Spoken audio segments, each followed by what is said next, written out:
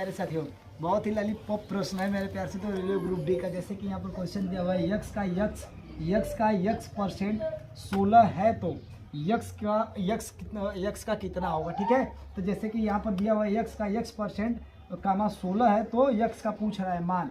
ठीक है, तो जैसे आइए अपने यहाँ पे हम लोग सॉल्व करते हैं। क्या करते हैं? सॉल्व करते हैं, मतलब हल करते हैं। ठीक है, जैसे कि यहाँ पर यक्स का यक्स परसेंट दिया हुआ है तो यक्स गुणे यक्स परसेंट का मतलब 100 होता है। तो 100 तो बटा में लगा देंगे, इस तरह से 100 को बटा में लगा देंगे। 16 दिया हुआ है तो 16 को यहाँ लिख देंगे। जब मेरे प्यारे साथियों अगले स्टेप में आएंगे तो 16 का क्या, अरे यक्स का क्या करेंगे? स्क्वायर कर देंगे।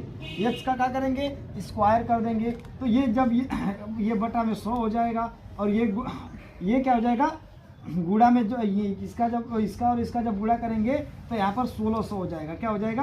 1600 हो जाएगा। ठीक है, 1600 हो जाएगा। तो मेरे प्यारे साथियों जब ये यक्स का स्क्वायर दिया हुआ है तो यक्स का स्क्वायर 4 होता है। तो जैसे कि यहाँ पर 4 यक्स हो गया, ठीक, बराबर ये 1600 क्या हो गया? 1600 हो गया। ठीक है, 1600 हो गया। तो यहाँ पर अब क्या करेंगे? बटा में ये 4 को इधर कर देंगे, भाग में आ जाएगा, गुणा में तो भाग में आ जाएगा। तो 16 4 चौको कितना होता है? 4 चौको 16 होता है। तो 4 आ गया मेरे प्यारे साथियों। तो अब ये यक्स बच गया, यक्स को यहाँ पर कर देंगे तो यक्स बराबर 40 आ जाएगा।